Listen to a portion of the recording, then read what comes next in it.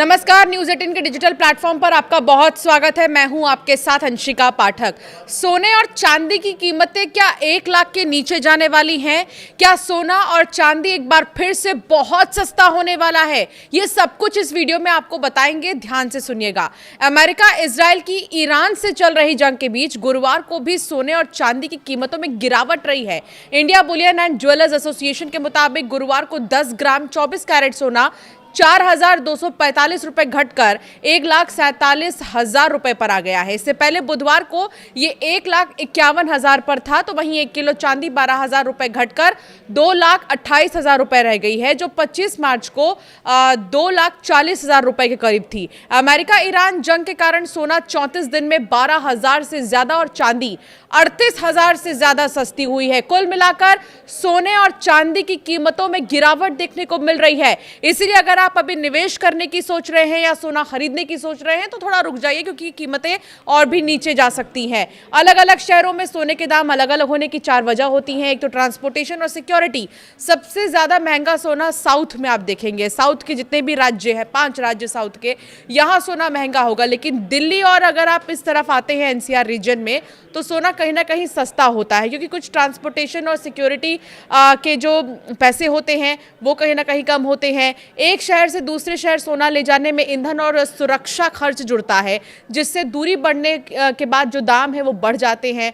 खरीदारी की जो मात्रा है वो भी एक बड़ी वजह हो सकती है। अलग अलग शहरों में सोने के और चांदी के दाम अलग होते हैं। दक्षिण भारत में ज़्यादा खपत होती है, करीब 40%, और इसी कारण ज्वेलर्स बड़ी खरीद करते हैं, लेकिन छूट का फायदा सीमित रहता है। लोकल ज्वेलर्स एसोसिएशन भी एक बड़ा फैक्टर है। राज्य और शहर के ज्वेलर्स एसोसिएशन स्थानीय मांग सप्लाई के आधार पर रेट तय करते हैं। पुराना स्टॉक और खरीद मूल्य भी एक बड़ी वजह है। ज्वेलर्स का खरीदी रेट तय करता है कि वो ग्राहकों को कितनी कीमत पर ज्वेलरी बेचेंगे। तो सोना ऑल टाइम हाई से 30,000 सस्ता हुआ है। साल की शुरुआत की अगर बात करें तो सोने में तेजी थी, लेकिन हाल के हफ्तों में मुनाफा वसूली और ईरान जंग से गिरावट आई है। शुरुआती स्तर की अगर बात करें 31 दिसंबर 2025 से अगर हम देखें सोने के भाव को, तो 1,33,000 ऑल टाइम हाई रहा। 29 जनवरी 2026 तक ये 1,76,000 पर आ गया। मौजूदा स्थिति की बात करें तो अपने उच्चतम स्तर से सोना अब तक 30,000 से ज्यादा सस्ता हो चुका है। चांदी में भी क्रैश हुआ है। 3,86,000 रुपए चांदी थी, लेकिन अब यही चांदी 2,28,000 रुपए हो गई है। चांदी में सोने के मुकाबले ज्यादा उतार चढ़ाव रहा है और ये ऑल टाइम हाई रही है, और ऑल टाइम हाई से तेजी से नीचे भी आई है। शुरुआती स्तर की बात करें चांदी की तो 31 दिसंबर 2025 को चांदी का भाव 2,30,000 के करीब था, और 29 जनवरी 2026 को 3,86,000 पर ही चला गया। लेकिन गिरावट के आंकड़े की अगर बात करें तो पिछले 63 दिनों में चांदी 1,58,000 सस्ती हुई है। आमतौर पर जंग के माहौल में सोने और चांदी के दाम बढ़ते हैं, लेकिन इस बार स्थिति बहुत अलग है। इस बार स्थिति उम्मीद से परे है।